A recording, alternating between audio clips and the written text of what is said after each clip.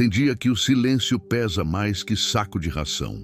Eu acordo antes do sol nascer, há mais de 30 anos. Nem preciso de despertador.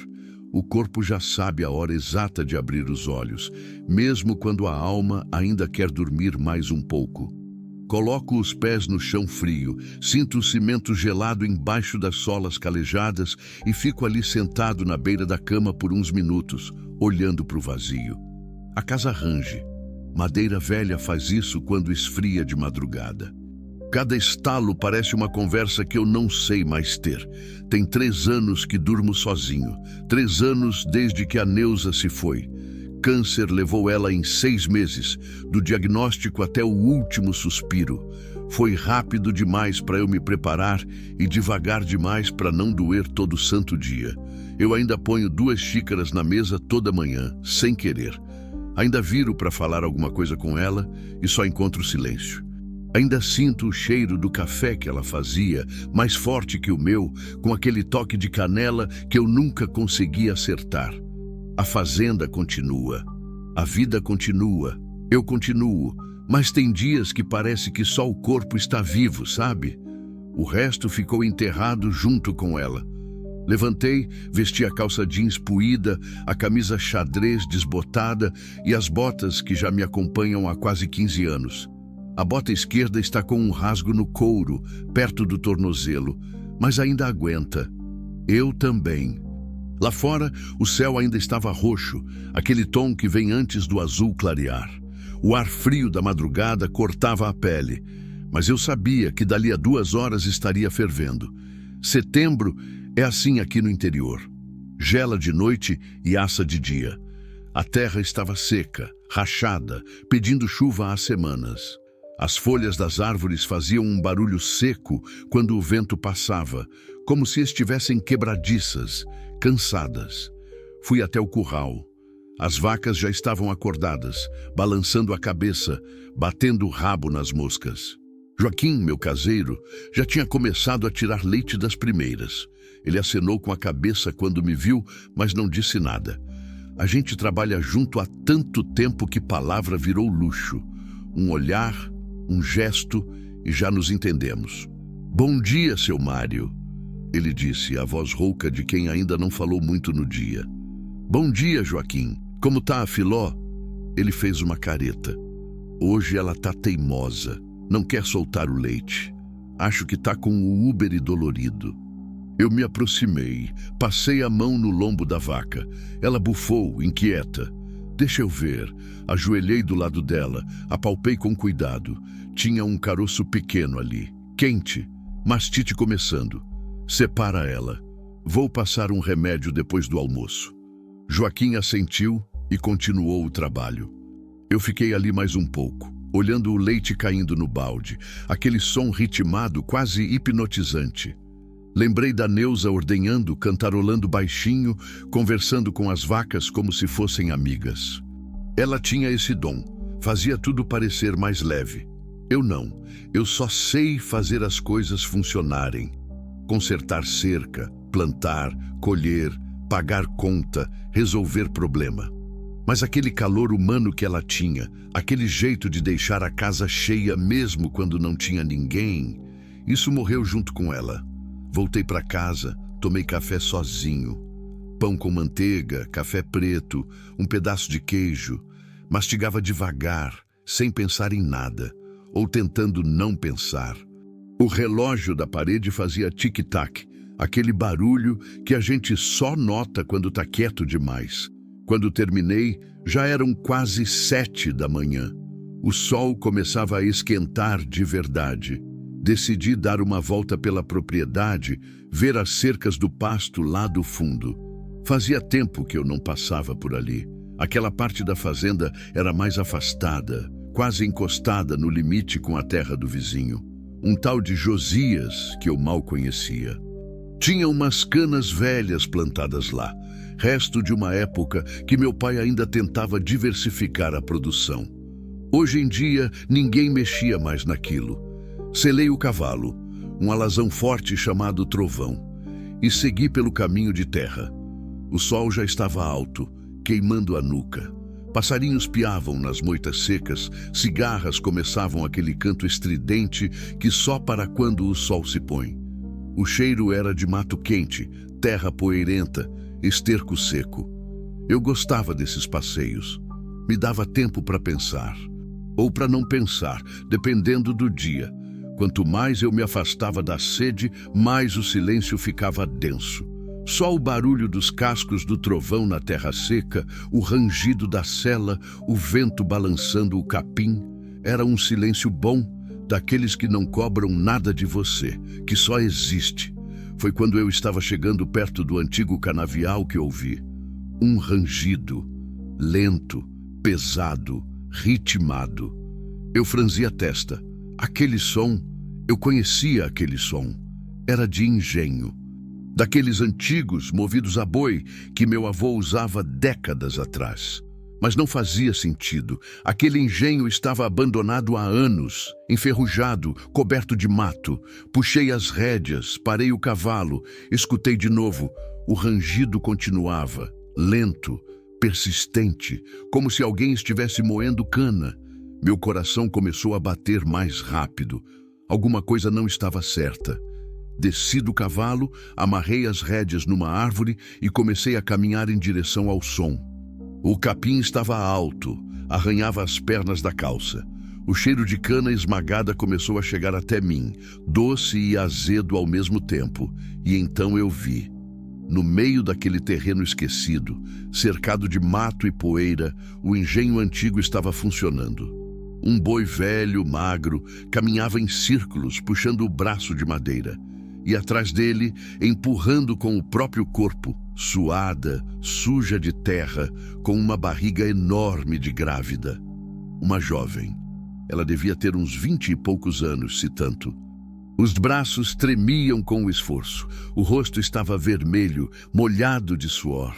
E os olhos dela estavam vazios. Ela nem me viu chegar.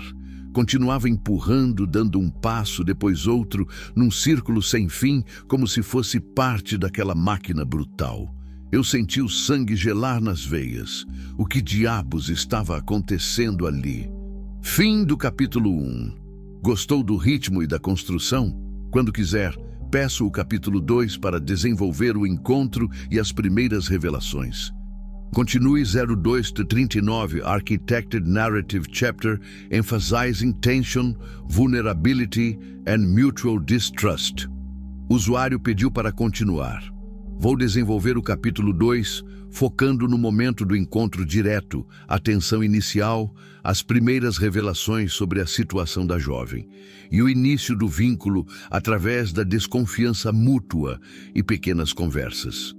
Preciso manter narrativa em primeira pessoa, tom emocional crescente, descrições sensoriais fortes, calor, poeira, suor, cansaço, diálogos curtos e realistas, a tensão do momento, mostrar a vulnerabilidade dela e a reação dele, começar a revelar a situação sem entregar tudo de uma vez, manter verossimilhança. Este capítulo deve trabalhar o choque inicial do fazendeiro, a primeira interação, a desconfiança dela, as primeiras informações sobre o marido, a dívida, a decisão dele de intervir, o medo dela de confiar, preparar o terreno para os próximos capítulos. Capítulo 2. O encontro. Fiquei parado ali, escondido atrás de uma moita de capim alto, tentando entender o que meus olhos estavam vendo. Ela empurrava o braço do engenho com as duas mãos, o corpo todo inclinado para frente, a barriga roçando na madeira velha. Cada passo parecia custar tudo que ela tinha. As pernas tremiam. O vestido surrado, azul desbotado, estava encharcado de suor e grudado no corpo. Os pés descalços sangravam, deixando marcas vermelhas na terra seca. O boi seguia devagar, a cabeça baixa, cansado. Ele também parecia velho, gasto, resignado. Os dois presos naquele círculo interminável. A cana esmagada pelo engenho escorria um caldo grosso, esverdeado, que caía num balde de metal amassado. Mas quase não tinha cana. Só uns pedaços murchos, secos. Aquilo não fazia sentido nenhum. Respirei fundo. Senti a raiva subindo quente pelo peito. Saí do mato e caminhei em direção a eles. "Aô!" Gritei, a voz saindo mais alta que eu queria. "Que diabo está acontecendo aqui?" A moça deu um pulo assustada. Parou de empurrar, levou a mão à barriga, os olhos arregalados de medo. O boi continuou andando por mais 2 passos, até perceber que ninguém mais o guiava. Então parou também, fungando cansado. Ela me encarou, a respiração ofegante, e eu vi melhor o estado dela. O rosto estava inchado. Tinha uma marca roxa no braço esquerdo, recente.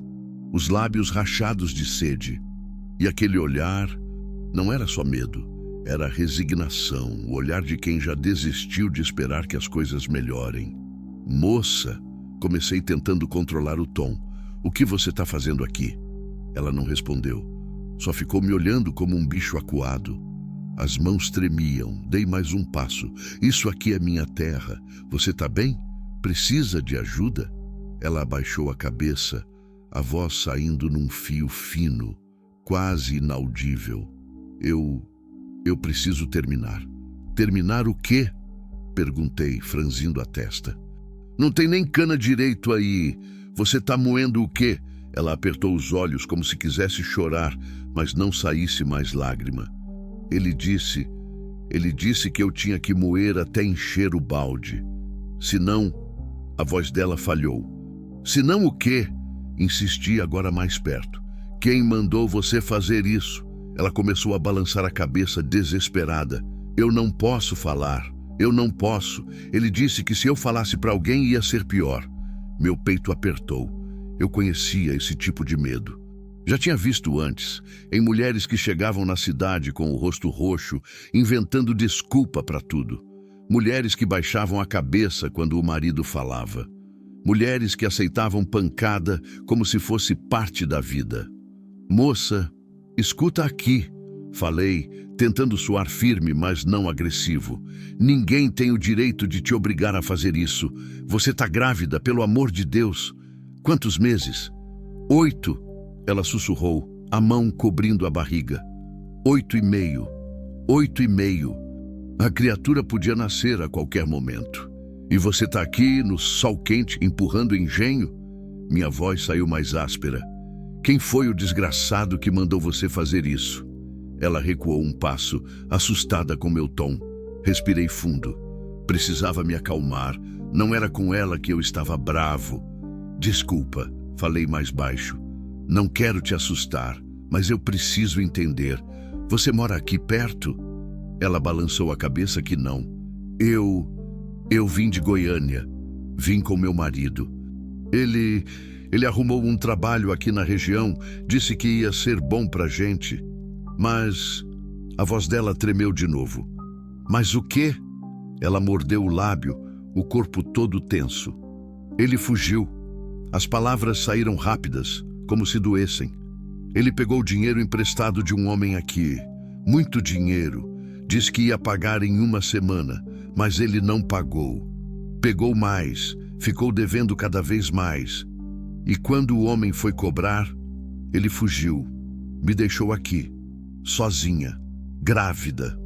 Ela começou a chorar agora. Lágrimas grossas descendo pelo rosto sujo de poeira.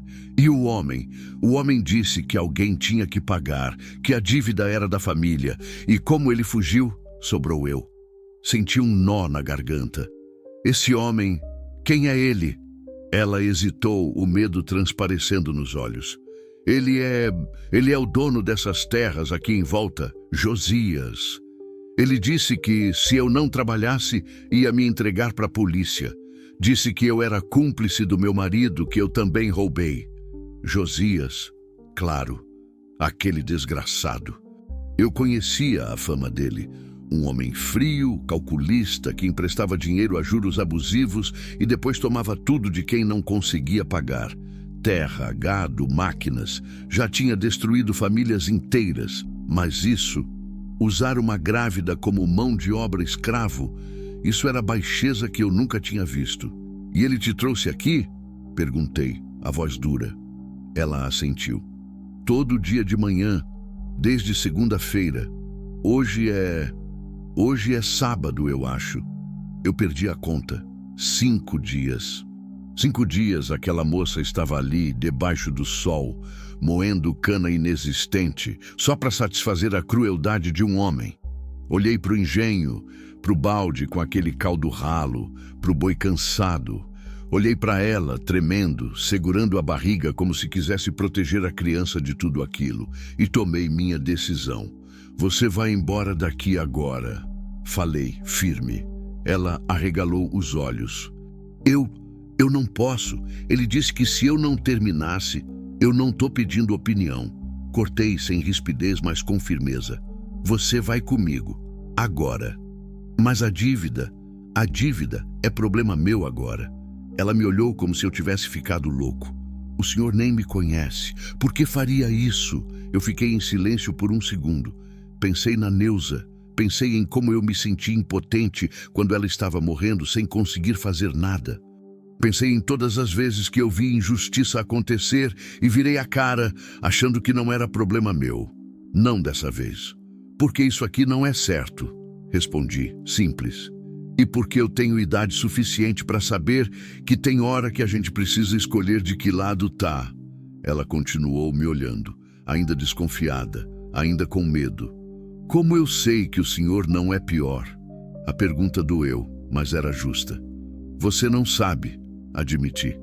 Mas daqui a pouco você desmaia.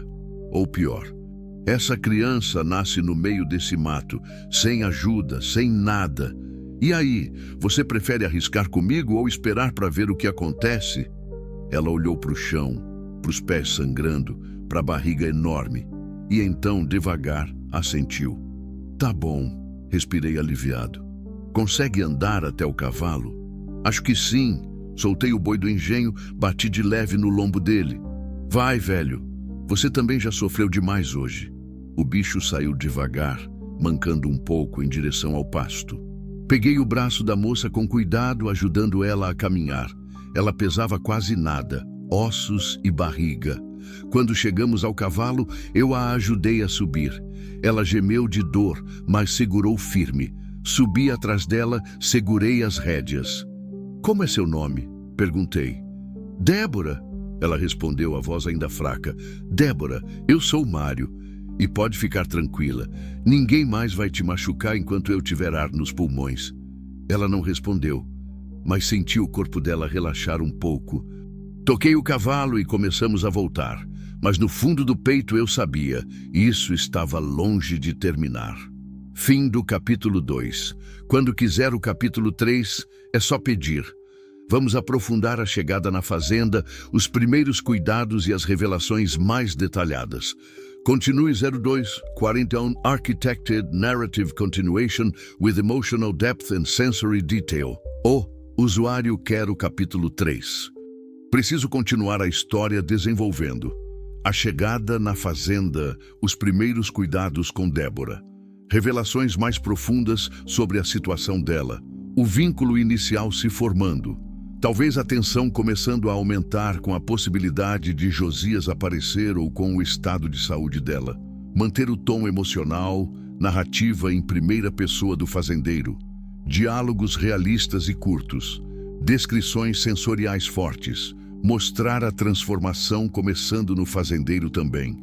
Vou focar em a chegada, dar, banho, água, comida para ela. Conversa mais profunda sobre o que aconteceu. Estado físico dela sendo avaliado. Mário tomando decisões práticas. O medo dela ainda presente. Algum elemento de tensão crescente.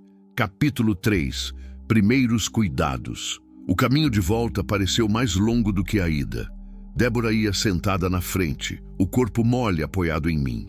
Eu segurava as rédeas com uma mão e com a outra tentava mantê-la firme, para não cair. Ela estava quente demais. Febre, com certeza. E tremia, mesmo com o sol escaldante batendo nas nossas cabeças. Aguenta aí, moça, murmurei. Tá perto. Ela não respondeu. Só balançou a cabeça levemente, os olhos semicerrados. Quando a sede da fazenda apareceu no horizonte, senti um alívio enorme. Joaquim estava perto do curral, consertando um mourão de cerca. Quando me viu chegando daquele jeito, com uma mulher na frente, largou tudo e veio correndo. Seu Mário, que aconteceu? Depois eu explico, falei, já descendo do cavalo. Me ajuda aqui. Ele segurou Débora com cuidado enquanto eu desmontava. Quando a peguei nos braços, ela era leve demais. Podia sentir os ossos através do vestido molhado. Leva o trovão para o curral, pedi para o Joaquim. E se alguém vier procurar por ela, você não viu nada, entendeu? Ele arregalou os olhos, mas assentiu. Entendi, patrão. Levei Débora para dentro de casa, direto para o quarto de hóspedes. Era um cômodo pequeno, simples, mas limpo. Tinha uma cama de casal com lençóis brancos que a Neuza tinha bordado anos atrás, um guarda-roupa velho e uma janela que dava para o quintal. Deitei ela com cuidado. Ela gemeu baixinho, a mão indo automaticamente para a barriga. Tá doendo? Perguntei preocupado. Só quando eu respiro fundo, ela murmurou. Fui até a cozinha, enchi um copo com água gelada da geladeira e voltei. Ajudei ela a sentar um pouco e a beber. Ela tomou tudo de uma vez, desesperada, a água escorrendo pelo queixo. Devagar, avisei. Vai passar mal. Ela parou, ofegante, e me devolveu o copo vazio. Obrigada. Vou buscar mais água e alguma coisa para você comer. Não sai daqui, certo? Ela assentiu, os olhos ainda assustados. Voltei para a cozinha, peguei pão, queijo, goiabada, mais água. Coloquei tudo numa bandeja e levei para o quarto. Quando entrei, ela estava sentada na beirada da cama, olhando para os próprios pés machucados. Aqui, falei, colocando a bandeja na mesinha de cabeceira. Come devagar. Ela pegou o pão com as mãos tremendo e deu uma mordida pequena. Mastigou devagar, como se tivesse esquecido como era comer. Depois pegou o queijo, a goiabada, comeu tudo em silêncio, e eu fiquei ali, de pé, sem saber direito o que fazer. Quando terminou, ela bebeu mais água e me olhou. O senhor não vai me entregar, né? Não, respondi, firme. Já falei. Você está segura aqui. Ela soltou um suspiro trêmulo e baixou a cabeça. Eu não sei como agradecer. Não precisa agradecer nada. Precisa é descansar. Mas ela não se deitou. Continuou sentada, olhando para o chão. Tem quanto tempo que você não toma banho? Perguntei, tentando soar delicado. Ela corou. Desde que cheguei aqui. Ele não deixava. Disse que eu não merecia. A raiva voltou a ferver no meu peito, mas engoli seco e mantive o tom calmo. Vou preparar um banho para você, quente. Tem sabonete, shampoo, toalha limpa. Você consegue se virar sozinha ou precisa de ajuda? Eu consigo, ela disse rápido, o rubor aumentando no rosto. Tá bom. Espera aqui. Fui até o banheiro, abri a torneira do chuveiro, deixei a água esquentar. Peguei uma toalha felpuda que estava guardada no armário, sabonete, shampoo. Coloquei tudo ali perto. Voltei ao quarto. Pronto, pode ir. Se precisar de qualquer coisa, é só chamar. Ela levantou devagar, segurando a barriga, e caminhou até o banheiro. Entrou e fechou a porta. Eu fiquei ali parado no corredor, ouvindo o barulho da água caindo. E foi só então que percebi que minhas mãos estavam tremendo. O que diabos eu tinha acabado de fazer? Tirei uma mulher grávida das garras de um homem perigoso, assumi uma dívida que eu nem sabia quanto era e trouxe ela para dentro da minha casa, sem pensar, sem planejar e, o pior, sem me arrepender. Joaquim bateu na porta da cozinha uns 20 minutos depois. Seu Mário, posso entrar? Entra. Ele entrou, fechou a porta atrás de si e ficou me olhando sério. O que está acontecendo, patrão? Contei tudo. O engenho, a moça, o Josias, a dívida, a fuga do marido. Joaquim me ouviu em silêncio, a expressão ficando cada vez mais fechada. Esse Josias é homem perigoso, seu Mário, ele disse quando terminei. Ele não vai gostar disso. Eu sei. E a moça, ela tá bem? Tá tomando banho, tava com febre. Preciso ver se melhora. Se não melhorar, vou ter que levar ela num médico. Joaquim coçou a barba grisalha. E se ele vier aqui? Se ele vier, eu converso. Conversar não resolve com um homem desse tipo. Então a gente resolve do jeito que tiver que resolver. Joaquim me olhou fundo nos olhos, como se estivesse medindo minha determinação. Depois assentiu. Tá bom, patrão. Pode contar comigo. Obrigado, Joaquim. Ele saiu, e eu fiquei sozinho de novo na cozinha. Ouvi a água do chuveiro parar. Alguns minutos depois, Débora saiu do banheiro, enrolada na toalha, o cabelo molhado escorrendo pelos ombros. O rosto dela estava menos sujo agora, mas os hematomas ficaram mais visíveis. Tinha um roxo no braço, outro na coxa e uma marca no pescoço que parecia de mão. Ela percebeu que eu estava olhando e baixou a cabeça.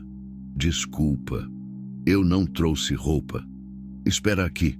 Fui até o quarto que era da Neuza, abri o guarda-roupa dela, ainda tinha roupa guardada ali. Eu nunca tive coragem de doar. Peguei um vestido simples, de algodão azul claro, com florezinhas, um que ela usava no dia a dia, e uma calcinha limpa. Voltei e entreguei para Débora. Vê se serve. Ela pegou, os olhos marejando. Era da sua esposa? Era. Ela não vai se importar? Ela morreu há 3 anos, e se estivesse viva, ia ser a primeira a te dar essa roupa. Débora apertou o vestido contra o peito e entrou no quarto para se trocar. Quando saiu, o vestido estava apertado na barriga, mas servia. Ela parecia outra pessoa, limpa, um pouco mais viva. Obrigada, ela disse, a voz embargada. Senta aqui, pedi, apontando para a cadeira da cozinha. Deixa eu ver esses pés. Ela sentou e eu ajoelhei na frente dela. Os pés estavam machucados, com cortes e bolhas. Peguei água morna, um pano limpo e comecei a lavar com cuidado. Ela estremeceu algumas vezes, mas não reclamou. Você é casado? Ela perguntou de repente. Era, viúvo. Desculpa, não precisa. E não tem filhos? Não. A gente tentou, mas não veio. Silêncio. E você? Perguntei, passando iodo nos cortes. Essa é sua primeira gravidez? É. O pai, ele sabe? Ela riu, sem humor. Ele fugiu antes de saber. Eu descobri que estava grávida 2 semanas depois que ele me abandonou. Você tentou entrar em contato? Tentei. Bloqueou meu número. Sumiu. Terminei de cuidar dos pés dela e levantei. Pronto. Agora vai melhorar. Ela olhou para mim, os olhos cheios de lágrimas. Por que o senhor está fazendo isso? Eu suspirei. Porque eu passei a vida inteira achando que os problemas dos outros não eram problema meu. E quando minha esposa morreu, percebi que eu tinha desperdiçado muito tempo. Tempo que podia ter feito diferença. Mas eu sou uma estranha. E daí? Respondi. Isso não te faz menos humana. Ela começou a chorar, não alto, baixinho, como quem finalmente se permite sentir. Eu fiquei ali, sem saber o que dizer. Então só coloquei a mão no ombro dela, num gesto simples, e ficamos assim, em silêncio, até ela parar de chorar. Fim do capítulo 3. Quando quiser o capítulo 4, é só pedir. Vamos aumentar a tensão com a possível chegada de Josias e aprofundar o vínculo entre Mário e Débora.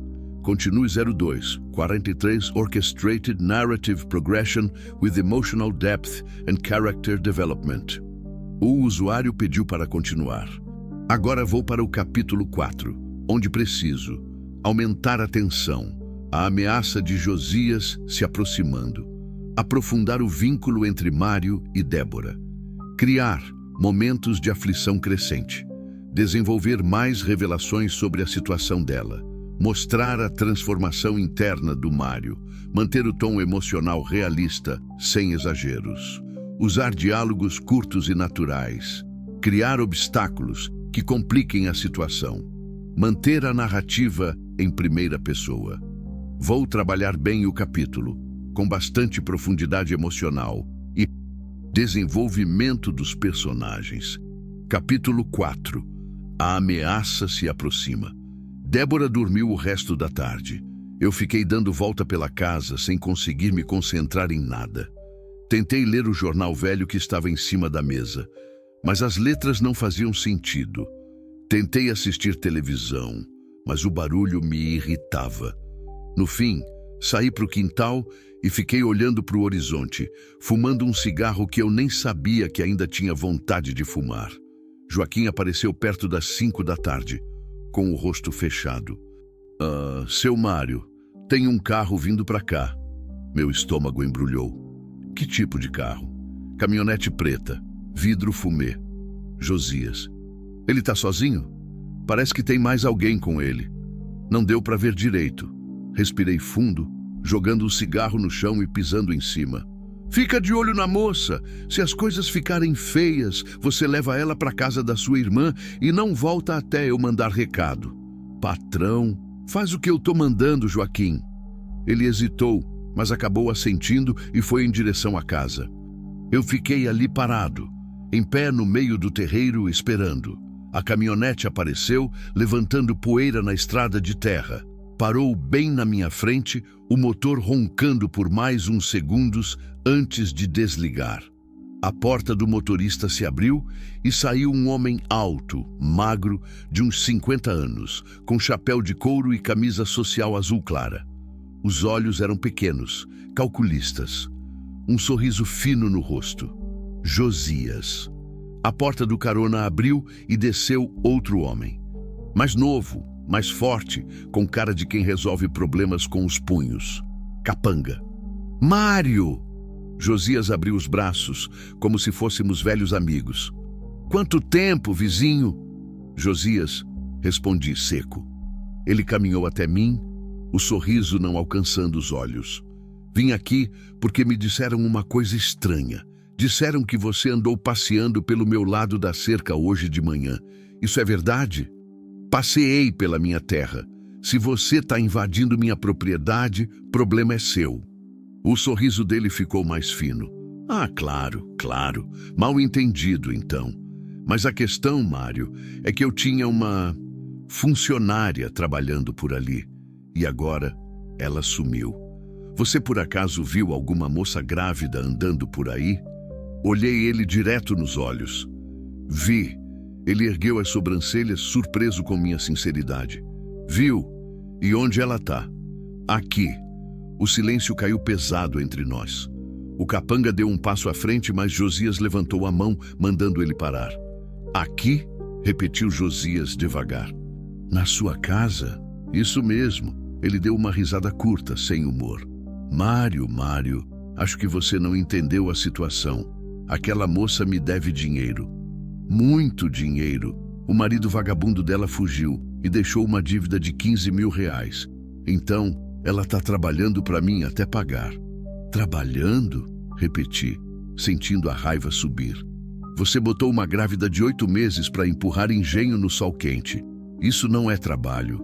Isso é tortura. Josias deu de ombros. Ela aceitou os termos. Ninguém obrigou. Mentira! Você ameaçou ela, disse que ia entregar para a polícia se ela não obedecesse. E vou mesmo, ela é cúmplice do marido. Os dois me enganaram. Ela nem sabia da dívida. Minha voz saiu mais alta. O marido sumiu e deixou ela sozinha, grávida, sem nada. Josias suspirou, como se estivesse perdendo a paciência com uma criança teimosa. Olha, Mário, eu entendo que você tenha pena dela. É bonito da sua parte, mas negócio é negócio. Ela me deve e vai pagar. Então seja bonzinho e manda ela sair daí. Não, a palavra saiu firme, sem hesitação. Josias estreitou os olhos. Não, ela não vai voltar para você. E a dívida eu assumo. Ele piscou, confuso. Você assumir? Você nem sabe quanto é. Você acabou de dizer 15 mil. Isso era na semana passada. Com juros agora está em 20 mil. 20 mil então. Eu pago. Josias me olhou como se eu tivesse perdido o juízo. Você está falando sério? Completamente. Ele coçou o queixo, pensativo. O capanga continuava tenso ao lado dele, esperando ordem. E por que você faria isso, Mário? Por uma mulher que você nem conhece? porque é o certo a fazer. Josias riu, dessa vez alto. O certo, que bonito. O fazendeiro herói salvando a donzela, isso é ridículo. Ridículo ou não, é o que vai acontecer. Quanto você quer por mês? Ele parou de rir e me olhou com frieza. 2.000. Todo dia 15. Tá bom, mas a moça fica aqui. Não volta mais para sua terra. Josias ficou em silêncio por um longo momento. Dava para ver os pensamentos passando pela cabeça dele. Ele estava calculando se valia a pena aceitar ou insistir. Finalmente, ele assentiu. Tá bom, Mário. Aceito. Mas se você atrasar um mês, só um, eu venho buscar ela. E aí nem você vai me impedir. Não vou atrasar. Ele estendeu a mão. Eu apertei com força. A mão dele era fria, seca. Prazer fazer negócio com você, vizinho. Ele disse, o sorriso voltando. Ele se virou. Foi em direção à caminhonete. O capanga me lançou um último olhar ameaçador antes de entrar também. A caminhonete deu a ré, fez o retorno e sumiu na estrada, levantando poeira. Só então eu percebi que estava segurando a respiração. Quando entrei em casa, Débora estava na porta do quarto, pálida, as mãos tremendo. Ele foi embora? Perguntou, a voz fraca. Foi. E ele vai me levar? Não. Você fica aqui. Ela deu um passo à frente, os olhos cheios de medo. Mas a dívida... Eu assumi. Vou pagar. Ela arregalou os olhos.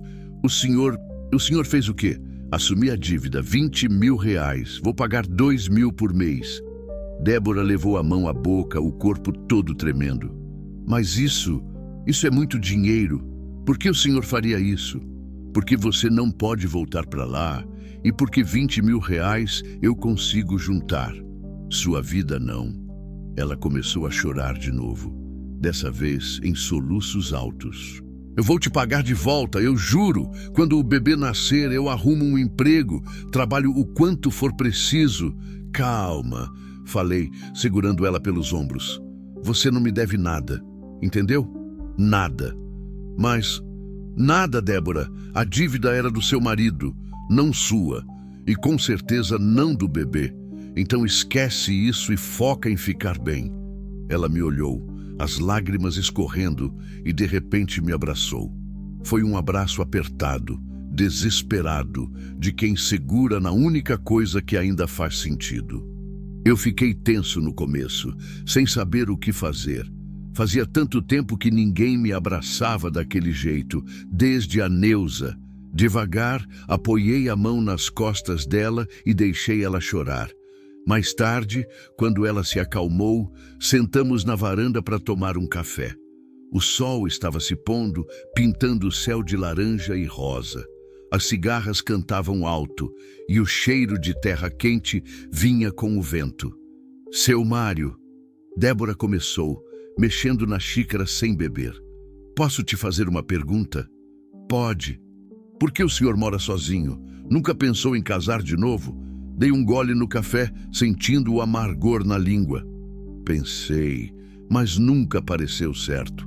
Parecia traição, sabe? Como se eu tivesse substituindo ela. Mas ela não ia querer que o senhor ficasse sozinho para sempre. Eu sei. Ela mesma falou isso antes de morrer. Disse para eu seguir em frente. Mas é mais fácil falar do que fazer. Débora assentiu, olhando para o horizonte. E você? Perguntei. Seu marido... Você amava ele? Ela ficou em silêncio por um tempo. Achei que amava, mas acho que eu só queria não estar sozinha. Meus pais morreram quando eu era nova. Fui criada por tia. Quando conheci o Juliano, ele parecia seguro, sabe? Parecia alguém que ia cuidar de mim, mas eu estava errada. Ele te batia? Ela tocou no hematoma do braço. Às vezes, quando bebia, e depois pedia desculpa, chorava, dizia que ia mudar. Eu acreditava, até que ele fugiu. Você tem raiva dele? Tenho, ela admitiu, a voz baixa. Mas também tenho medo de que ele volte. Se ele voltar, vai ter que passar por cima de mim primeiro. Débora me olhou e pela primeira vez desde que a encontrei, vi um esboço de sorriso no rosto dela. Obrigada, seu Mário, de verdade. Não precisa agradecer. A gente ficou ali em silêncio, vendo a noite chegar. E pela primeira vez em 3 anos, eu não me senti tão sozinho. Fim do capítulo 4. Quando quiser o capítulo 5, é só pedir. Vamos desenvolver a convivência, aprofundar o vínculo e trazer novas complicações. Continue 02 47 Architected Narrative Continuation with Emotional Depth and Plot Tension. O usuário quer continuar a história. Vou desenvolver o capítulo 5, focando em a convivência entre Mário e Débora se estabelecendo, momentos de aproximação genuína, sinais de que o parto está próximo, alguma complicação que aumente a tensão, desenvolvimento emocional do protagonista, preciso manter, tom emocional crescente, diálogos naturais e pausados, descrições sensoriais fortes, contraste entre rotina e momentos de tensão, reflexões de Mário sobre seu luto e transformação, realismo e humanidade. Vou criar situações que mostrem a rotina. Se estabelecendo Débora, ajudando na fazenda, dentro de seus limites, conversas mais profundas, sinais de trabalho de parto começando, Mário tendo que tomar decisões rápidas. Capítulo 5. Sinais da tempestade. Os dias seguintes foram estranhos. Estranhos porque a casa voltou a ter barulho, voltou a ter gente acordada quando eu levantava de madrugada. Voltou a ter 2 xícaras na mesa. E dessa vez, com propósito. Débora era quieta, mas não silenciosa. Ela se movia pela casa com cuidado, como quem ainda não acredita que pode ficar. Lavava a louça sem eu pedir, varria o chão, dobrava a roupa, tentava ajudar, mesmo grávida, mesmo ainda fraca. No 3º dia, encontrei ela no quintal, estendendo lençol no varal. Você não precisa fazer isso, falei, chegando perto. Ela se virou assustada e depois relaxou ao me ver. Eu sei, mas preciso fazer alguma coisa. Não consigo ficar parada. Você está grávida de 8 meses. Tem que descansar. Descansei 3 dias. Agora quero ser útil. Suspirei. Reconhecia aquela teimosia. A Neuza era assim também. Tá bom, mas nada pesado. E se sentir dor, para na hora. Ela sorriu. Um sorriso pequeno, mas real. Tá bom, seu Mário. Aos poucos fomos criando uma rotina. Eu acordava cedo, fazia café, ela descia logo depois, ainda sonolenta com o cabelo bagunçado. A gente tomava café junto, em silêncio, na maioria das vezes. Um silêncio confortável, daqueles que não precisam ser preenchidos. Depois eu ia trabalhar na fazenda. Ela ficava em casa cuidando das coisas pequenas. À tarde eu voltava e a encontrava na cozinha, temperando arroz ou na varanda, descascando batata. À noite a gente sentava na sala. Eu via televisão ou lia jornal. Ela fazia crochê. Tinha achado uma agulha e linha velha no armário da Neuza e estava fazendo uma mantinha para o bebê. Tá ficando bonito, comentei numa dessas noites, olhando o trabalho dela. Ela sorriu, concentrada.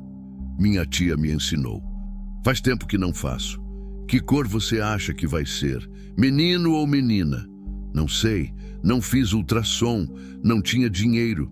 A gente pode marcar tem uma clínica na cidade. Ela levantou os olhos, surpresa. O senhor faria isso? Claro, precisa ver como está o bebê e você também. Os olhos dela ficaram marejados de novo, mas ela piscou rápido, segurando as lágrimas. Obrigada. No dia seguinte, levei ela na cidade. A consulta foi rápida. O médico, Dr. Arnaldo, um senhor de cabelos brancos e óculos grossos, examinou Débora e fez o ultrassom. Tá tudo bem com o bebê, ele disse sorrindo. Menina e grande. Deve nascer em 1 ou 2 semanas no máximo. Débora apertou minha mão com força quando ouviu. Menina, sussurrou emocionada. No caminho de volta, ela ficou quieta, mas dava para ver que estava feliz. As mãos descansavam na barriga e de vez em quando ela sorria sozinha. Já pensou em nome? Perguntei. Pensei em alguns, mas ainda não decidi. Que nomes?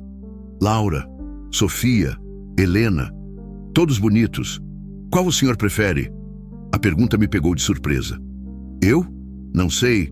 Acho que Helena é bonito. Helena, ela repetiu, experimentando o som. Helena, gostei. Chegamos em casa quando o sol já estava se pondo. Débora subiu para o quarto para descansar e eu fui dar uma volta pela fazenda. Joaquim estava consertando a porteira do pasto. Mas como foi na cidade? Ele perguntou sem levantar os olhos do trabalho. Bem, o bebê está saudável, vai nascer logo. Ele assentiu. E a moça? Está se adaptando? Tá, ela é esforçada. Quer ajudar em tudo. Joaquim sorriu. A casa está mais viva, né, patrão? Tá. Ele me olhou de lado. Faz bem pro senhor. Ter companhia. Não respondi. Só fiquei olhando para o horizonte, onde o céu estava virando rosa. Fazia bem mesmo. Na noite de quinta-feira, eu estava na sala assistindo o jornal quando ouvi um barulho no quarto de Débora. Um gemido baixo, seguido de silêncio. Levantei rápido, fui até lá e bati na porta. Débora, tá tudo bem? Silêncio. Débora, tá sim. A voz dela saiu fraca. Abri a porta devagar. Ela estava sentada na cama, segurando a barriga com as duas mãos, o rosto pálido. O que foi? Acho que é cólica. Tá doendo. Entrei no quarto, me aproximei. Há quanto tempo? Começou faz umas 2 horas. Achei que ia passar. E não passou? Ela balançou a cabeça, mordendo o lábio. Tá piorando. Meu coração disparou. Pode ser contração. Mas o médico disse que ainda faltava 1 ou 2 semanas. Bebê não tem compromisso com o calendário. Falei, tentando manter a calma. Vou te levar para o hospital. Mas e se for só cólica? E se não for, prefere arriscar? Ela hesitou, mas acabou concordando. Tá bom. Ajudei ela a levantar, peguei uma manta e enrolei nos ombros dela.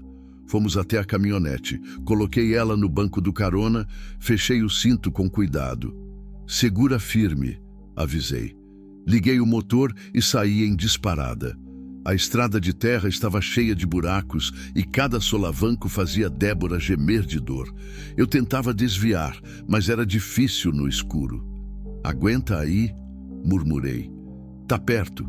A cidade ficava a 20 minutos de carro, mas naquela noite pareceu uma eternidade. Débora começou a respirar mais rápido, mais fundo. Seu Mário, acho que tá vindo. Calma, respira fundo. Devagar. Não tá dando. Ela gritou, apertando a barriga. Pisei fundo no acelerador. Quando chegamos no hospital, parei na porta da emergência e saí correndo. Preciso de ajuda, gritei. Mulher grávida em trabalho de parto. 2 enfermeiras vieram correndo com uma cadeira de rodas. Tiraram Débora da caminhonete e a levaram para dentro. Senhor, o senhor é o marido? Uma delas perguntou. Hesitei. Não, sou amigo. Então vai ter que esperar lá fora. Mas, lá fora, senhor, a gente cuida dela. Fiquei ali parado no corredor vazio do hospital, ouvindo os gritos de Débora se afastando. E pela primeira vez em muito tempo, rezei. Rezei para que ela ficasse bem, para que o bebê nascesse bem, para que tudo desse certo.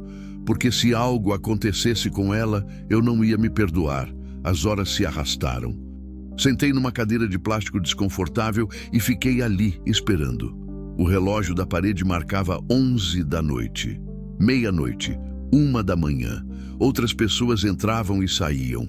Famílias inteiras, esperando notícias. Eu continuava sozinho. Perto das 2 da manhã, uma enfermeira apareceu. Senhor Mário, levantei num pulo. Sim, como ela tá? A enfermeira sorriu. Ela tá bem.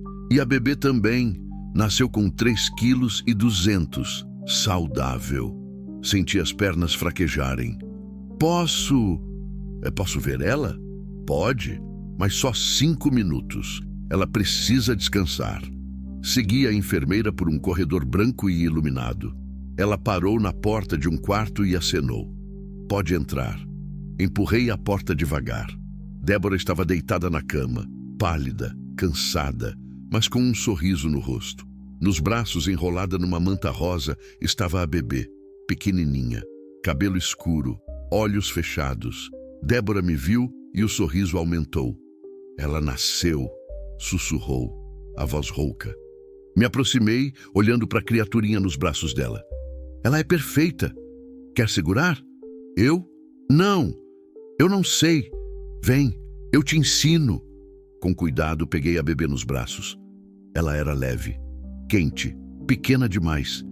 E quando ela abriu os olhinhos e me olhou, eu senti algo quebrar dentro de mim. Algo que estava preso, endurecido, guardado há 3 anos. Oi, Helena, murmurei. Débora arregalou os olhos. Você lembra? Lembro. Helena. Você decidiu?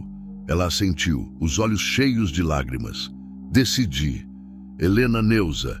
Olhei para ela, surpreso. Neuza! Em homenagem à sua esposa. Sem ela, o senhor não estaria aqui. E sem o senhor, eu não estaria viva. A voz falhou. Segurei a bebê com cuidado e pela primeira vez em 3 anos deixei as lágrimas caírem. Fim do capítulo 5. Quando quiser o capítulo 6 é só pedir. Vamos explorar os primeiros dias com o bebê, o retorno à fazenda e novas complicações emocionais. Continue Dome 48 Architected Narrative Continuation with Emotional Depth and Character Development. Eu sou o usuário, quero o capítulo 6. Preciso continuar desenvolvendo a história com os primeiros dias, com o bebê, o retorno à fazenda, novas complicações emocionais, aprofundar o vínculo entre Mário e Débora, possíveis tensões ou desafios, manter o tom emocional crescente, preparar para a virada decisiva que virá nos próximos capítulos. Preciso manter narrativa em primeira pessoa, tom emocional crescente, diálogos realistas, descrições sensoriais, tensão e aflição crescentes, desenvolvimento natural do vínculo, capítulo bem trabalhado, entre 1.200 palavras, vou focar em a volta para casa com o bebê, a adaptação à nova rotina, momentos de ternura e vulnerabilidade, alguma complicação. Pode ser Josias cobrando, ou o marido de Débora aparecendo, ou alguma dificuldade com o bebê. Reflexões profundas do Mário sobre o que está acontecendo com ele. Capítulo 6. Novos começos. Débora e Helena ficaram 3 dias no hospital. Eu ia visitá-las todo dia, de manhã e à tarde. Levava fruta, suco, revista. Qualquer coisa que pudesse fazer o tempo passar mais rápido para ela. Débora dizia que não precisava, que eu já tinha feito demais, mas eu via nos olhos dela que minha presença a acalmava. A pequena Helena era tranquila. Dormia bastante, mamava bem, chorava só quando tinha fome ou fralda suja. As enfermeiras diziam que era bebê de sorte, que a maioria dava bem mais trabalho. No 3º dia, o médico deu alta. Ela pode ir para casa, Dr. Arnaldo disse, olhando para mim por cima dos óculos. Mas precisa de repouso, nada de esforço, e a bebê precisa de acompanhamento. Traga ela aqui em 1 semana para a primeira consulta. Pode deixar, doutor. Levei Débora e Helena para casa na caminhonete. Dirigi devagar, desviando de todos os buracos, como se estivesse carregando cristal. Quando chegamos, Joaquim estava no terreiro, com um sorriso largo no rosto. E aí, chegou a dona Helena? Débora riu, descendo do carro com cuidado. Chegou. Ele se aproximou, espiando o embrulhinho rosa nos braços dela. Nossa, que pequena! Parece boneca! Quer segurar? Débora ofereceu. Eu? Não, não. Essas mãos velhas não servem para segurar bebê. Servem sim, vem. Com jeito, Débora colocou Helena nos braços de Joaquim. Ele ficou tenso, parado, feito estátua, mas quando a bebê se mexeu e bocejou, o sorriso dele se abriu ainda mais. Que coisinha mais linda, murmurou. Bem-vinda ao mundo, pequena. Entramos na casa.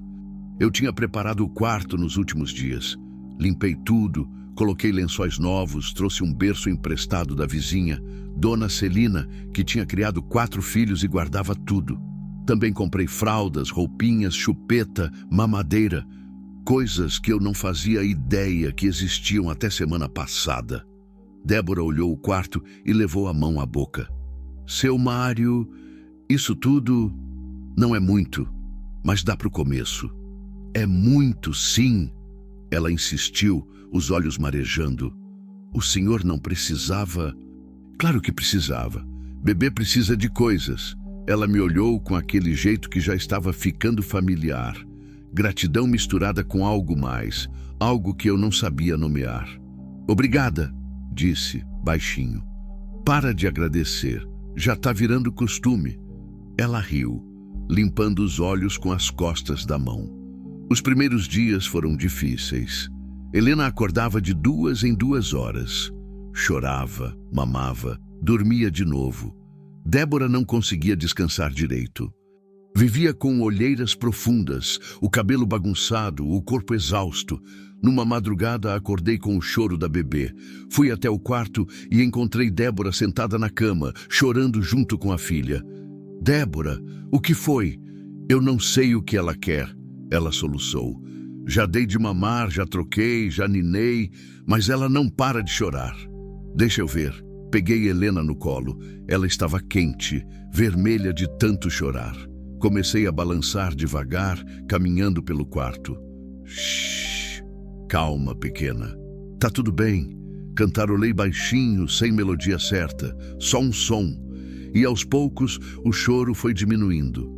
Helena soluçou mais 2 vezes e então se acalmou, a respiração ficando regular. Olhei para Débora, que me observava com expressão exausta. Como o senhor fez isso? Não sei. Sorte, talvez. Eu sou uma péssima mãe. Ela murmurou, baixando a cabeça. Não é não. Você está cansada. Só isso. Eu não sei o que estou fazendo. Não sei cuidar de bebê. Ninguém sabe no começo. A gente aprende. Mas e se eu errar? E se eu machucar ela sem querer? Sentei na beira da cama, ainda segurando Helena. Você não vai machucar ela. Você ama ela. Isso já é metade do caminho. E a outra metade? Paciência. E dormir quando ela dorme. Débora deu um sorriso fraco. Fácil falar. Eu sei. Mas você não está sozinha. Eu ajudo. Ela me olhou, os olhos brilhando. Por que, seu Mário? Por que o senhor faz tudo isso? A pergunta ficou no ar. Eu não sabia responder. Ou talvez soubesse e não quisesse admitir. Por quê? Porque faz tempo que eu não me sinto útil. Respondi devagar. Faz tempo que eu não sinto que minha vida tem propósito.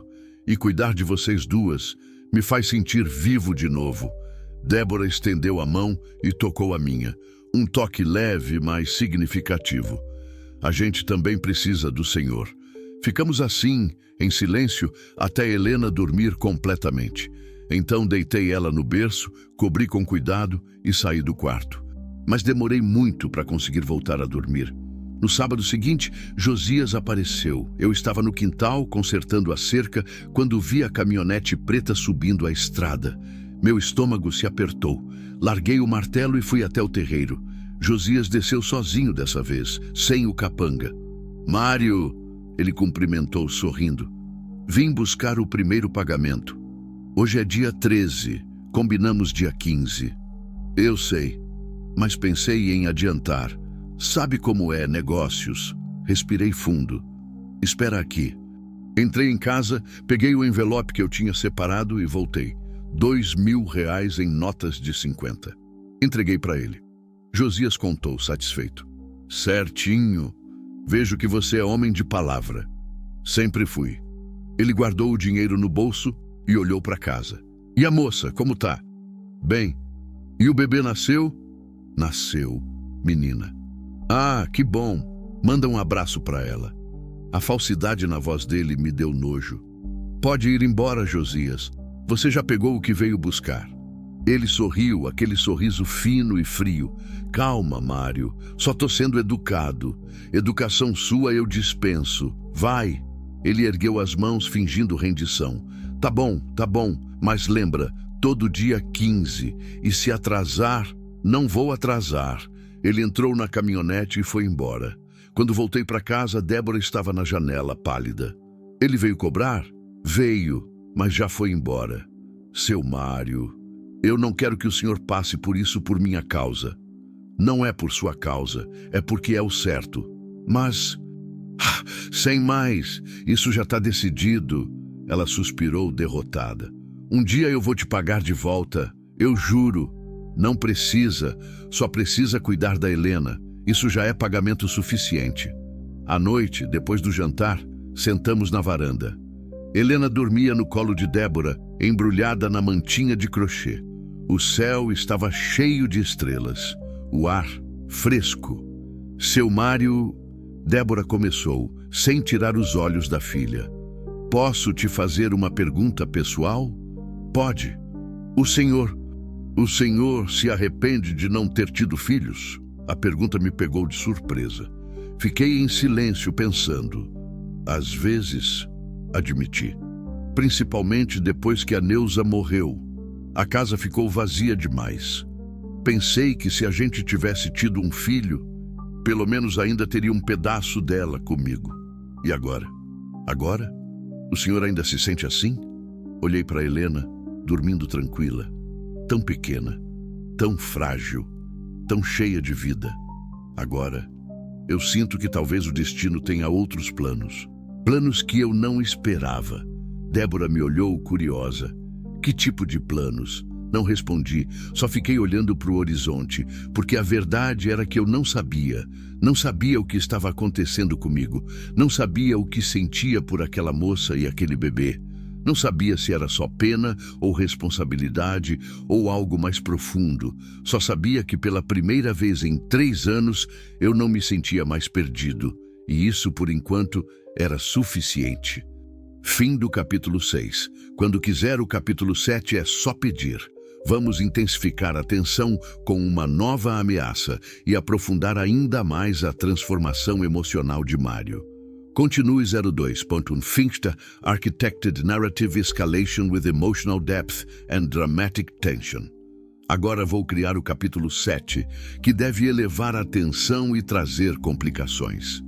Preciso manter a narrativa em primeira pessoa. Mário, criar uma nova ameaça ou virada na história. Aprofundar o vínculo emocional entre Mário e Débora. Adicionar elementos de aflição crescente. Preparar o terreno para o desfecho. No capítulo 8, manter o tom emocional, realista e brasileiro. Possíveis complicações para o capítulo 7. O marido de Débora pode aparecer. Josias pode criar novos problemas. Algo pode acontecer com Helena. Revelações emocionais mais profundas. Uma tempestade, problema natural que... Força proximidade. Vou optar por trazer o marido de Débora de volta, criando tensão máxima e forçando Mário a tomar uma posição definitiva. Isso também permitirá explorar os sentimentos dele de forma mais profunda. Capítulo 7. Quando o passado volta. As semanas foram passando, Helena crescia. Já sorria quando via a gente, mexia as mãozinhas, ficava acordada por mais tempo. Débora ia recuperando as forças, voltando a ter cor no rosto. A casa estava diferente. Tinha cheiro de talco, de leite, de roupa lavada no varal. Tinha vida. Eu continuava pagando Josias todo mês no dia 15. R$2.000 que eu tirava do que sobrava da venda de leite e queijo. Apertava o orçamento, mas dava. E ver Débora e Helena seguras valia cada centavo. A rotina tinha se ajustado. Débora acordava de madrugada com Helena e eu acordava junto, sem querer. Ia até a cozinha, fazia café, levava uma xícara para ela. A gente ficava ali, na penumbra da sala, ela amamentando, eu tomando café, sem falar muito, só existindo. De dia, eu trabalhava na fazenda. Débora cuidava da casa e da bebê. À tarde, quando eu voltava, sempre tinha almoço pronto. Arroz, feijão, carne, salada. Comida simples, mas feita com capricho. A mesma que a Neuza fazia. Às vezes, eu pegava Helena no colo enquanto Débora lavava a louça. A pequena ficava me olhando com aqueles olhos escuros, curiosos, e eu conversava com ela. Bobagens. Sobre o tempo, sobre as vacas, sobre o céu. Ela não entendia nada, mas parecia gostar de ouvir minha voz. O senhor é bom com ela, Débora disse uma tarde me observando da pia. Ela é fácil, não reclama. Não é só isso. O senhor tem jeito. Ela confia no senhor. Bebê confia em todo mundo. Não é verdade. Ela chora com o Joaquim. Com o senhor, fica quietinha. Olhei para Helena, que tinha agarrado meu dedo com a mãozinha minúscula. Talvez ela saiba que eu não vou deixar nada de ruim acontecer com ela. Débora secou as mãos no pano de prato e veio até nós. Ficou ali parada, me olhando de um jeito que me deixou sem jeito. Seu Mário, posso te falar uma coisa? Fala. Eu acho que estou me apegando demais a essa casa, a essa rotina, ao Senhor. Meu coração deu um pulo estranho no peito. Isso é ruim? Não sei. Tenho medo que seja. Por quê? Ela baixou os olhos. Porque nada dura para sempre. Eu aprendi isso. E tenho medo de me acostumar com algo bom e depois perder. Você não vai perder. Falei, firme. Vocês duas podem ficar aqui o tempo que quiserem. Mas e quando a dívida acabar? E se o senhor cansar da gente? E se... Débora, cortei, olhando ela direto nos olhos. Eu não vou cansar. E a dívida, não importa. Quando terminar de pagar, vocês continuam aqui. Se quiserem. Ela me olhou, os olhos brilhando. Por quê? A gente não é nada seu. A resposta estava na ponta da língua, mas travou. Porque eu não sabia nomear o que sentia. Não sabia se era proteção, ou responsabilidade, ou algo mais. Antes que eu pudesse responder, ouvimos o barulho de um motor. Débora se enrijeceu. É Josias? Não é dia de pagamento. Fui até a janela. Um carro velho, um Gol branco amassado, estava parando no terreiro. Eu não conhecia aquele carro. A porta se abriu e desceu um homem. Alto, magro, cabelo comprido, barba por fazer. Camisa suja, calça rasgada. Ele olhou para casa, hesitante. Então Débora ofegou atrás de mim. Não pode ser. Quem é? Perguntei, já sentindo o sangue ferver. É ele, ela sussurrou, a voz tremendo. É o Juliano. Meu mundo parou. O marido, o covarde que fugiu, o desgraçado que deixou ela para morrer. Ele estava ali. Entreguei Helena para Débora. Fica aqui dentro. Seu Mário, não. Fica. Saí da casa, fechando a porta atrás de mim. Desci os degraus da varanda devagar, os olhos fixos no homem. Juliano me viu e deu um passo para trás, assustado. Oh, meu senhor, eu vim falar com a Débora. Ela não quer falar com você. Mas eu sou o marido dela. Tenho direito. Direito? Repeti, a voz saindo mais dura que eu pretendia. Você abriu mão de qualquer direito quando fugiu que nem rato. Ele levantou as mãos, nervoso. Eu sei. Eu errei. Mas eu voltei. Quero acertar as coisas. Acertar? Você deixou sua mulher grávida sozinha, devendo para a agiota. Ela quase morreu. E você quer acertar? Juliano engoliu seco. Eu estava com medo. O Josias ia me matar se eu não pagasse. Eu entrei em pânico. E a solução foi abandonar sua esposa? Eu ia voltar, juro. Só precisava de tempo para juntar o dinheiro. Mentira! Cuspi. Você fugiu porque é covarde. E agora voltou porque deve ter ficado sem grana. Ele não negou. Só baixou a cabeça. Eu só quero ver ela. E o bebê. É meu filho. Filha. E não, você não vai ver. Ele ergueu os olhos, a voz ficando mais alta. Oba, você não pode me impedir. Ela é minha mulher. Ela não é propriedade sua. E enquanto ela tiver medo de você, você não chega perto. Medo? Eu nunca machuquei ela. Mentira de novo. Vi os hematomas, vi as marcas, sei o que você fez. Juliano ficou vermelho. Isso foi só quando eu bebia. Eu parei, mudei. 3 meses não mudam, homem. Por favor, ele implorou, a voz quebrando. Só deixa eu falar com ela. 5 minutos. Só isso. Hesitei.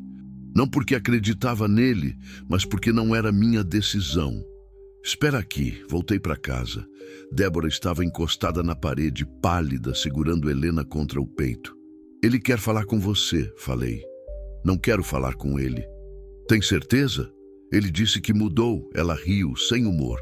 Ele sempre diz isso e sempre volta a fazer a mesma coisa. Então eu mando ele embora. Ela hesitou, mordendo o lábio. Ele viu a Helena de longe. Lágrimas começaram a escorrer pelo rosto dela.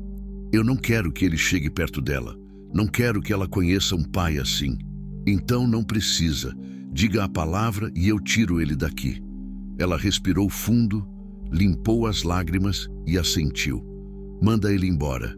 E diz que ele não é mais bem-vindo. Pode deixar. Saí de novo.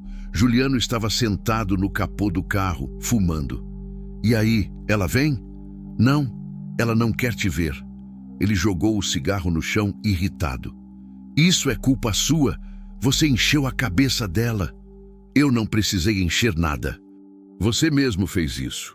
Ele desceu do carro, os punhos fechados. Você acha que é melhor que eu?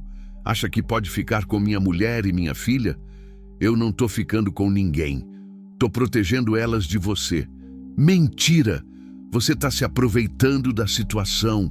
Velho safado. A raiva subiu quente, mas eu me controlei. Vai embora, Juliano, antes que eu perca a paciência. Não vou! Não sem levar o que é meu! Ele deu um passo em direção à casa. Eu bloqueei o caminho. Você não vai entrar. Ah, sai da frente! Ele me empurrou. Eu cambaleei, mas não caí. Última chance, avisei. Vai embora. Ele veio para cima de mim. Eu não queria brigar, sou velho demais para isso. Mas quando ele levantou o punho, meu corpo reagiu sozinho. Segurei o braço dele, torci e ele gritou de dor. Então o empurrei com força. Ele tropeçou e caiu de costas na terra.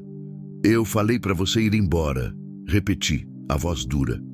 Juliano ficou no chão, ofegante, o rosto vermelho de raiva e humilhação. Isso não vai ficar assim. Eu volto e quando voltar eu levo o que é meu. Volta quando quiser. A resposta vai ser a mesma. Ele levantou com dificuldade, entrou no carro e arrancou, levantando poeira. Fiquei ali parado, vendo o carro sumir na estrada. Quando voltei para casa, Débora estava chorando, sentada no sofá, Helena nos braços. Acabou, falei, sentando ao lado dela.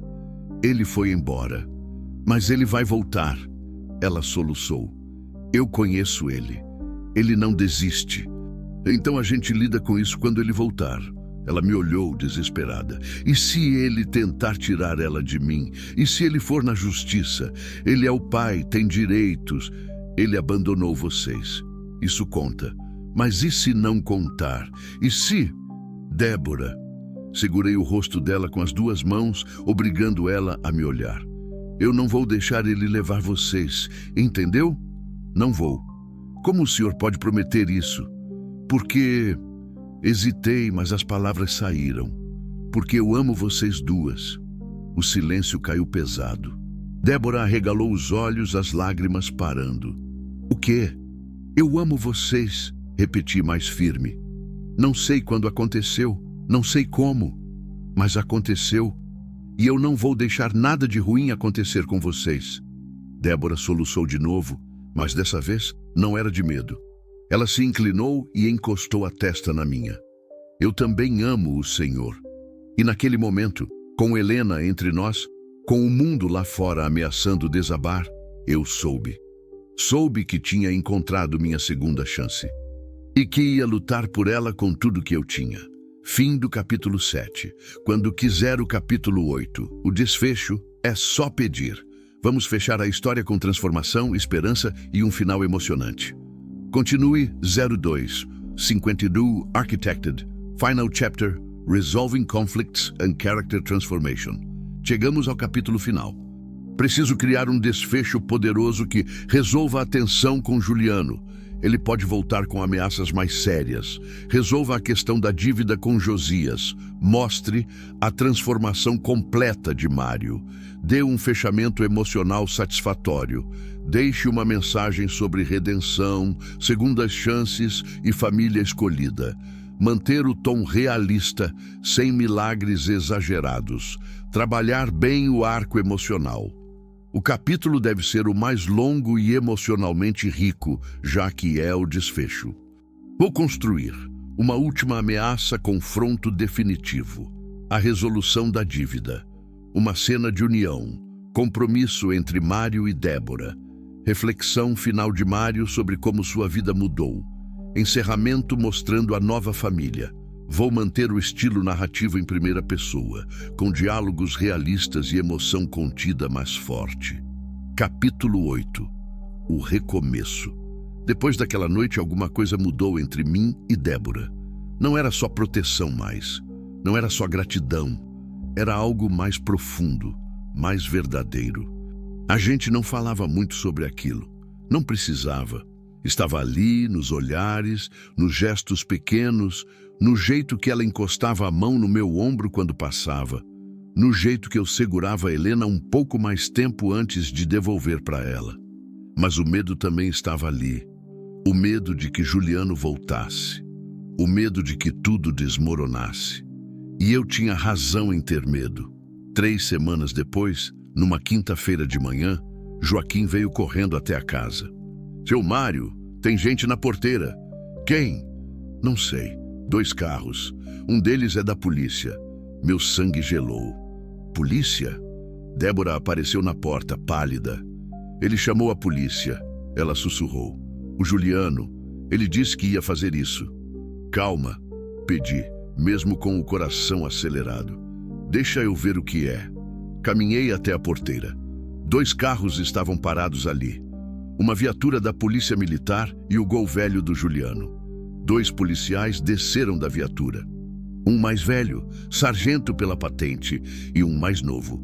Juliano desceu do carro dele, os braços cruzados, um sorriso de satisfação no rosto. Bom dia, senhor. O sargento cumprimentou. O senhor é Mário Alves da Silva? Sou. Me chamo Sargento Bento. Recebemos uma denúncia de que o senhor está retendo uma mulher e um bebê contra a vontade delas. É verdade? Olhei para Juliano, que continuava sorrindo. Não, não é verdade. Ele está mentindo, Juliano gritou. Minha mulher está lá dentro. Ele não deixa eu ver ela nem minha filha. Sua mulher, repeti olhando para ele com desprezo. A mesma que você abandonou grávida, sozinha, devendo para a agiota? O sargento ergueu a mão, pedindo silêncio. Vamos com calma. Senhor Mário, a moça está aqui por vontade própria? Tá. E ela quer falar com o marido? Não. Mentira. Juliano gritou de novo. Ele lavou a cabeça dela. Ela é minha esposa. O sargento suspirou, cansado. Moço, eu preciso que o senhor se acalme. Senhor Mário, seria possível a gente conversar com a moça só para confirmar que ela está bem e que está aqui por escolha própria? Hesitei. Não queria expor Débora a isso, mas também sabia que se eu recusasse, ia piorar tudo. Tá bom, mas ele, apontei para o Juliano, fica aqui fora. Concordo, disse o sargento. É o procedimento padrão. Abri a porteira, deixei os policiais entrarem e fechei na cara do Juliano. Isso é absurdo, ele gritou. Ela é minha mulher. Ignorei e caminhei com os policiais até a casa. Débora estava na varanda segurando Helena, tremendo. O sargento tirou o cap quando se aproximou. Bom dia, senhora. Meu nome é Sargento Bento. Viemos porque recebemos uma denúncia. A senhora é Débora Cristina dos Santos? Sou, ela respondeu, a voz fraca. E é casada com Juliano Ferreira da Silva? Sou... Era. Não sei. Ele me abandonou. Entendo. A senhora está aqui contra sua vontade? Não, ela disse rápido.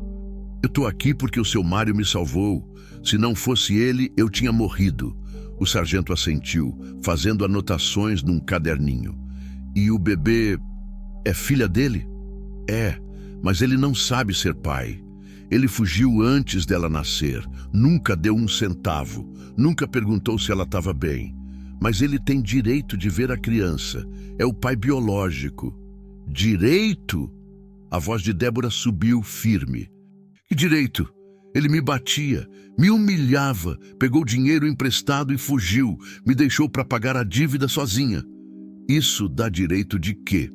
O sargento mais novo, que tinha ficado calado até então, olhou para o colega. Sargento, acho que a situação é clara. Ela está aqui por vontade própria. O sargento Bento suspirou. Senhora, a lei diz que o pai tem direito de ver a criança, mesmo com tudo que aconteceu, a não ser que a senhora tenha uma medida protetiva contra ele. Eu não tenho nada. Débora estava chorando agora. Eu não sabia que precisava. Eu só queria ficar longe dele. Então a gente pode ajudar a senhora com isso.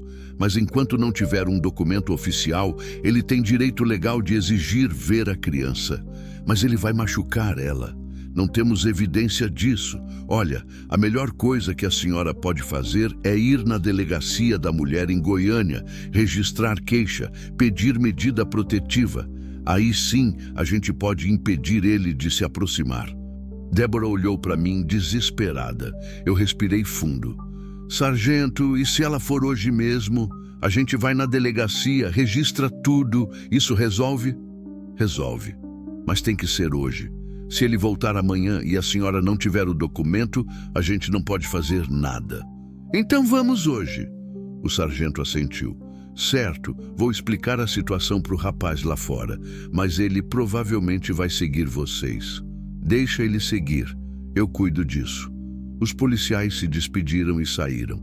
Ouvi a discussão acalorada lá fora. Juliano gritando, o sargento tentando acalmá-lo. Seu Mário... Débora segurou meu braço. Eu tenho medo. Eu sei. Mas a gente vai resolver isso. Do jeito certo. 1 hora depois, estávamos na estrada. Eu dirigindo a caminhonete, Débora no banco do carona, com Helena no colo. E atrás de nós, uns 100 metros, o Gol branco do Juliano. Ele está nos seguindo, Débora disse olhando pelo retrovisor. Eu sei, ignora. Goiânia ficava a 2 horas de distância. A estrada era boa, asfaltada, mas cheia de curvas. O Gol continuava atrás, mantendo distância. Chegamos na cidade perto do meio-dia. Encontrei a delegacia especializada no atendimento à mulher e estacionei na frente. Juliano parou do outro lado da rua, mas não saiu do carro. Vem, pedi ajudando Débora a descer. Dentro da delegacia, uma escrivã nos atendeu. Débora contou tudo.